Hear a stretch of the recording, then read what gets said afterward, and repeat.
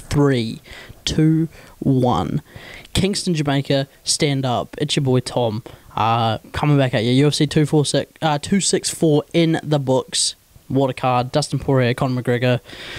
This card was insane, all the way from the early prelims through to probably the co-main event was where I stopped enjoying it too much. But you're probably noticing, not our usual setup, that's right, where, well, it's just me today, Jackson's away, but we'll be back to normal proceedings after this video.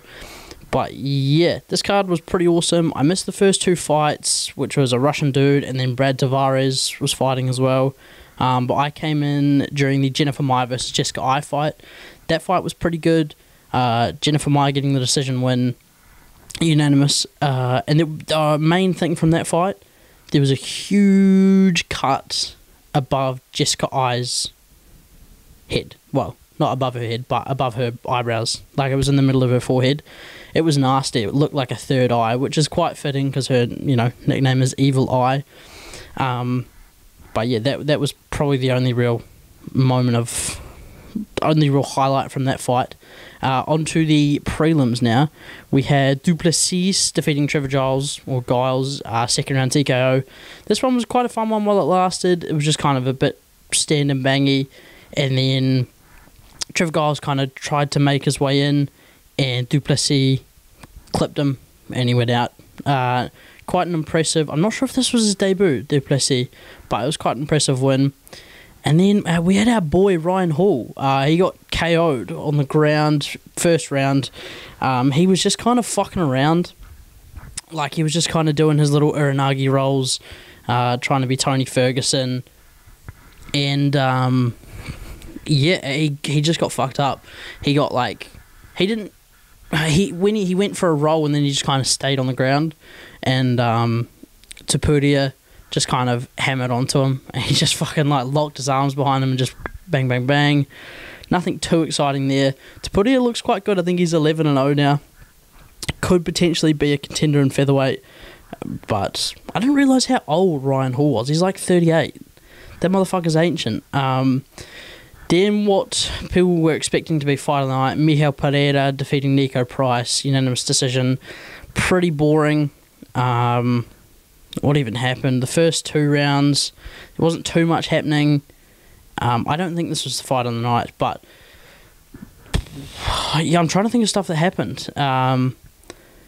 The first two rounds, it was kind of just Pereira keeping his distance. I think he got a takedown, and then that was kind of it. He did his little backflip in the second round. And then in the third, he kind of gassed out, so Nico Price just kind of went ham at him. Probably almost could have got the finish, but didn't. What's next for them? Who cares? It's really not... I don't rate Miguel Pereira. I don't rate Nico Price. I feel like they're just kind of always going to be there. And then on to the final fight of the prelims. Max Griffin defeated Carlos Condit, unanimous decision. Carlos Condit got dropped in the first in this fight. In this fight. And then the second, he kind of found his groove. Max Griffin really utilised leg kicks well in the first round. I'm surprised he didn't do that throughout the fight. I'm not sure why he didn't. The second round was probably Condit's round, but I feel like that was only because Griffin wanted to save himself for the third. But yeah, overall, wasn't a bad fight. Carlos Condit, I think he'd be like a perfect person to fight Nick Diaz.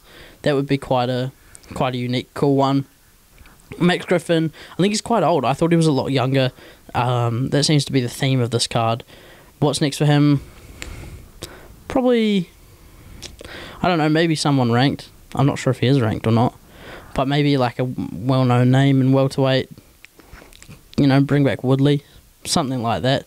Or maybe like a Nick Diaz if the Robbie Lawler fight falls through. Or Robbie Lawler. Give him some more names to kind of feed off, and because he looks decent. Like the first round, he utilised those leg kicks real well. He maintained his distance. And he was kind of fighting the perfect fight, but nothing too exciting. And then on to the main card. Kicks off with Sean O'Malley defeating Chris Moutinho. Chris Moutinho is a 9-4 fighter who, this is his first UFC fight.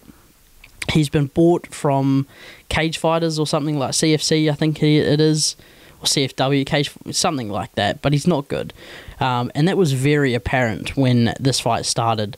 Sean O'Malley, I think he landed 80% of his strikes, and he landed over like 300, over 200 strikes, maybe even significant strikes. Like, it was ridiculous. He was teeing off on him. But Chris Moutinho just was not getting finished until Herb Dean stepped in later, but we'll talk about that. But yeah, O'Malley just kind of pieced him up, like just sniping him, just like jab, jab, jab. Kind of was playing with his food. He got a knockdown at the end of the first, and I felt like he kind of just wanted to get it over with because but he kept looking at the clock. I felt like he just kind of wanted to get over with. But Chris Moutinho just was not going down. It was quite incredible to watch. And then into the third, Herb Dean stopped it with like 30 seconds left. Like, this dude poured his heart and soul into this, and he kind of got fucked over. Like, this would have been huge for him to go the distance. Like, he was a fucking human punching bag, but just like everybody wrote him off. Well, it's not even that they wrote him off. Like, nobody expected him to... He was just another tin pot for Sean O'Malley to piece up. And you look at, like, Thomas Almeida, Eddie Wineland, like, all these guys that O'Malley's, like, put away. And Chris Moutinho just kind of ate everything, which was really impressive. I really enjoyed that. So, yeah. What's next for O'Malley? He called out, like, Dominic Cruz, Cody Garbrandt, Rob Font, people that would smash the fuck out of him. He's still...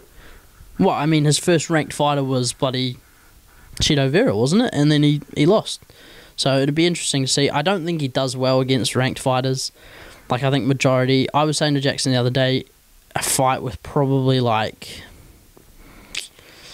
Rafael Assunção, that would kind of make sense. It's a name. He's not... I can't remember if he's in the rankings. I think he might be towards the bottom of the rankings. But it'd just be a good name for Sean to get in. But yeah, shout out Chris Moutinho.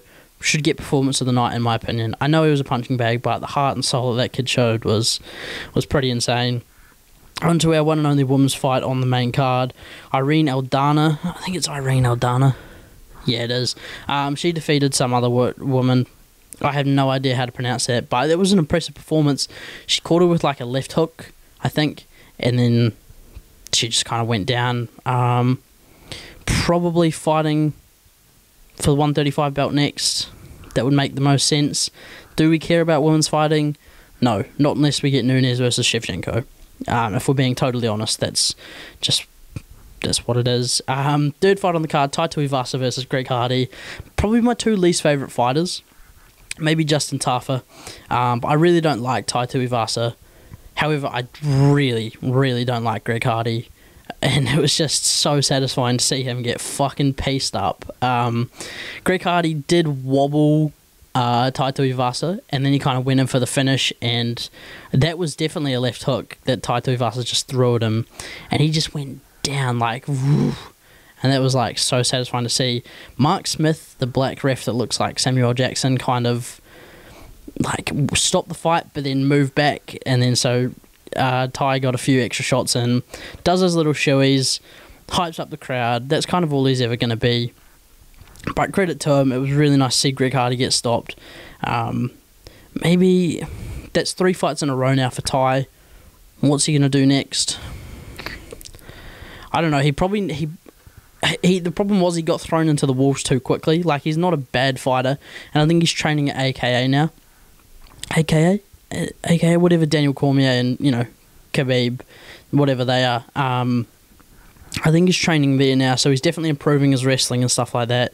So it'll be interesting to see what happens, but probably just another few tin pots and to kind of build him up before giving him, say, like a Jairzinho Rosenstrike or something like that. To me, that would make the most sense. And then onto our co-main event. Boring. Gilbert Burns. Fuck Gilbert Burns. Me and my homies hate Gilbert Burns. It's just, I have no interest in Gilbert Burns in general, let alone what he did in this fight. The first round, he kind of shot a takedown. Well, he shot a takedown in every single round. And that's not why I hate him. It's the fact that, and Jackson agreed with this as well, that this is kind of our joint sentiment, is that He is a world-class jiu-jitsu fighter. He's a black belt. He competes at all these international tournaments. But when he gets, like, he just lies there. He doesn't do anything, and it's really frustrating to watch. I'm not opposed to watching a clinical in wrestling and jiu-jitsu, stuff like that, but if you're going to get mounts and guard, like, do something, he had a few really good positions where, like, there was a few times where he probably could have locked in, like, an arm triangle, but he just kind of laid there and waited, and especially against someone like Wonderboy, I feel like this could have been a real opportunity for him to, give a dominant performance and get a finish, to really solidify himself back in the welterweight rankings. What's next for Wonderboy? I don't know. I don't see him ever getting a title shot again, but he's so old. He's like 37, 38. It was a kind of do or die for him in this situation, in my opinion. Gilbert Burns, I think he's going to fight Jorge Masvidal. He called him out. He called out Nate Diaz as well, and then Leon Edwards. So one of them he'll probably fight. I don't want to see him fight for a title next. I'd rather it be Colby versus Usman. And then on to the main event. The two main event, like the co-main and the main, really let us down here in my opinion. So Dustin and Conor, really hyped up, trash talk, you love to see it. First round happens, Conor's winning on the feet in my opinion. Jackson agrees with that as well. I got his notes on it. We agree that he was winning on the feet. Dustin shoots for, well, they actually get into a clinch and then Dustin shoots. Conor's leg kicking, which was nice to see. And then Dustin reckons that Conor cracked his, must have been like his shin or something when he got checked on a leg kick. I personally don't think that happened. I just think it was kind of freak accident what happened afterwards. But yeah, Dustin takes him down. Conor does exactly what Dustin did to Khabib, goes for a guillotine, and which just wasn't the right thing to do. He probably should have tried to stand his ground, which I know it's, cliche, just don't get taken down, but there probably was better things to do for him instead of pulling into a guillotine. Dustin landed some big shots. The commentators really annoy me. Joe Rogan especially leads them on. He's a bad influence. It just doesn't make sense, the shit. Dustin was landing elbows, but then Conor was firing elbows back. And then Rogan just goes, Herb Dean's close. Herb Dean's close. And it's like, shut the fuck up. He's not, this fight is nowhere near being stopped. Herb Dean is just observing the situation. Elbows are being thrown, making sure nothing's illegal. And he's there thinking there's going to be a finish. And I'm like, Joe, I think it's time to hang up the mic.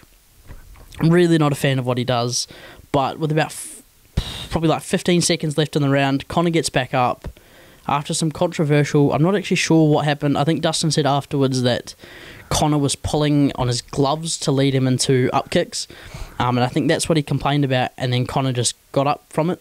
However, Conor steps back, they kind of both throw a punch. Conor steps back and he fucks it. He breaks his ankle. Or he might be his leg, something like that. Very disappointing to see, especially ending a trilogy like this, because, people can say what they want. That fight wasn't over. It wasn't close to over, in my opinion.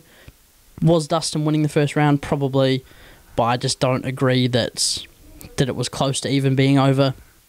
But yeah, rest up, praise to Conor, because it did look fucking bad. It didn't look as bad as a Weidman or a Silva, but he definitely went over on his ankle, probably split something. He'll definitely be out for a few months. I think I was reading before that Dana White said they're going to run that back for a fourth fight. As far as Dustin Poirier, Dana White would love that, because Dustin's going to fight Charles for the belt next. And then if Dustin's holding that belt and Conor comes back, that's a lightweight title. And Dana White, we already know he fucking gives Conor rims under the table. It's pretty predictable. In my opinion, Jackson agrees with this as well. The most appropriate thing would be to do Conor Nate 4. It would just make the most sense. Kind of give Conor a send-off. If he's in a similar boat to DC, when DC retired after the Stipe fight, if he's not fighting for championships, in my opinion, or a championship or a meaningful fight, the only meaningful fight he could have apart from Dustin or a title fight is Nate. He's not going to get another top like, and he's not going to get a top contender that gets him back into the title. Like, I don't think to him that makes it worth it. He's got his other ventures. So I think that we might have like 2 more fights in Conor, a Nate fight and then a Dustin fight. But quite disappointing to see. But yeah, that's probably it. That caps off. It was very hyped up, very disappointing in my opinion. The two main events. I would have liked Stephen Wonderboy to have won, but you know, I think we would have had a clear title challenger in that case. But with Gilbert Burns winning, I don't think he just fucking sucks. He's just boring. Like, he does nothing. He had a bit of a heel turn. He was like boomy. And it's like, shut the fuck up. The Tai Tuivasa and the women's fight ending quickly was very nice, just because nobody really cared about them. And yeah, shout out Chris Moutinho, probably the star of the show in my opinion. This fight did absolutely nothing for Sean O'Malley. But yeah, 75k bonuses. I think it would probably go to Sean O'Malley, maybe Tai Tuivasa as well. But yeah, that's probably it. That's my UFC 264 review. Let me know in the comments what you thought. Did you watch the card? What do you think's next for Conor? What do you think's next for Dustin? Did you enjoy the card? How much do you hate Gilbert Burns? Let us know. Don't forget to like and subscribe, and we'll catch you on the flip side.